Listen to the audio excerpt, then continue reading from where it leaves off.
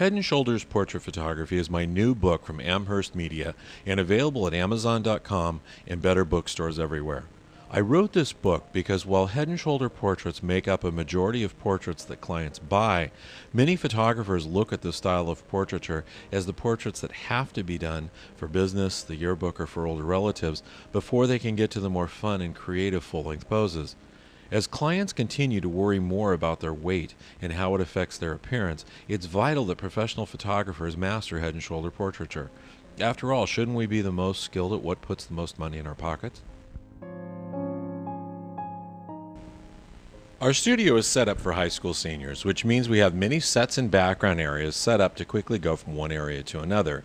We use many lighting styles in the studio, but the majority of portraits are taken with a standard lighting setup, which has a large halo or softbox as the main light, and a secondary light or reflector on the floor or underneath the subject, with the main light metering 1.5 stops more than the secondary light.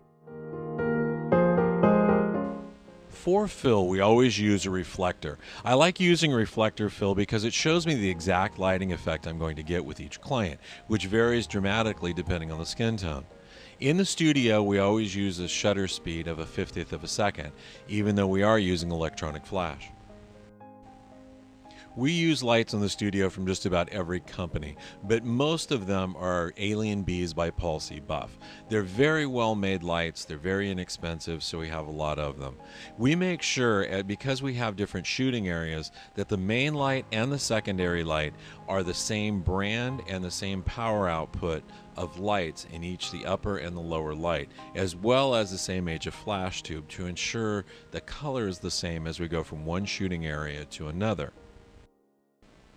In the controlled environment of the studio, we always do a JPEG capture. This allows us to have our clients view in order right after the session is over.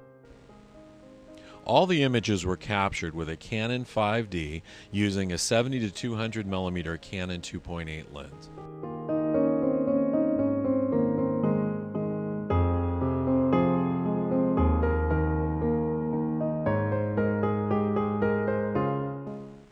When we pose a client for their Head & Shoulder portraits, we always pose their entire body. This way we can quickly go from a Head & Shoulder to 3/4 to full-length pose.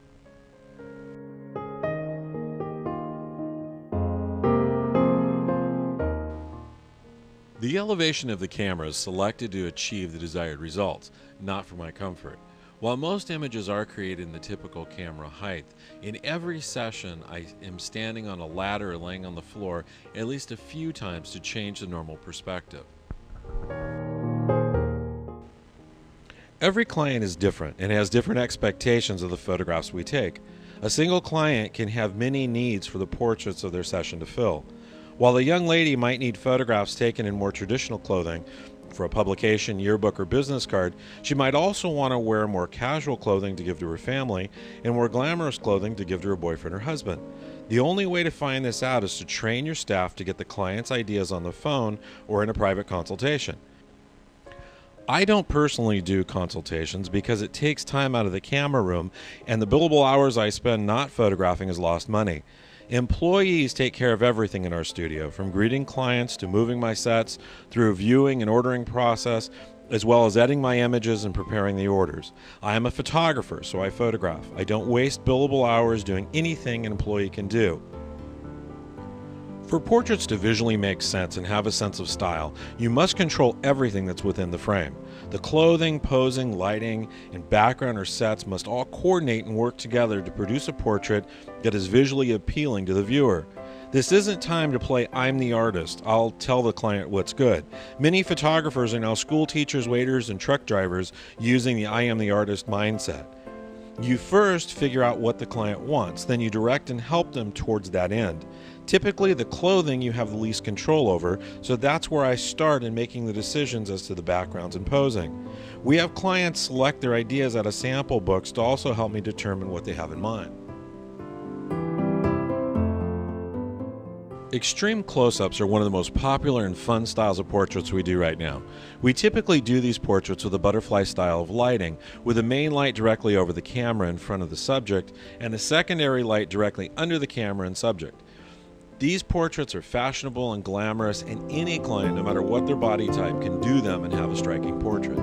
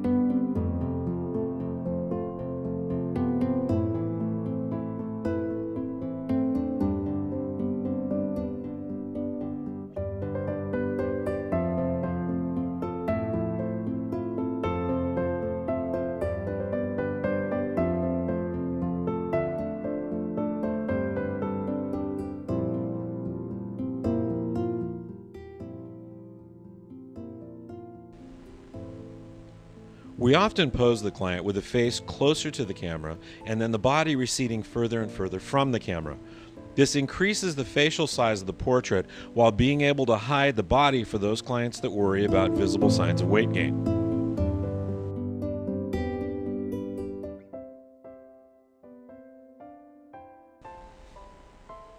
Often we use larger sets or props in head and shoulder poses.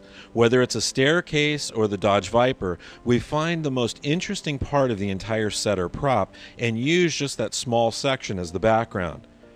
This gives the portraits more depth and interest in a head and shoulders style and gives you the option for when a client that shouldn't do full lengths because of their body type wants to be photographed with a certain set or prop.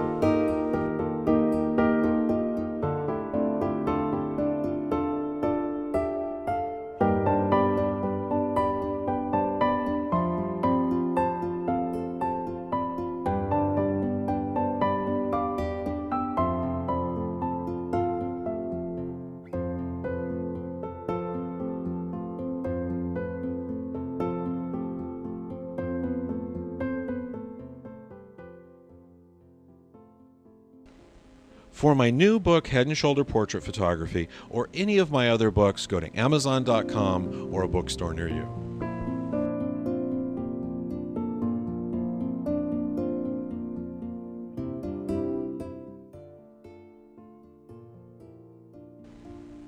Join me on Facebook for excerpts from my books, new ideas, and thoughts. For questions or comments, you can email me directly at jeff@jeffsmithphoto.com.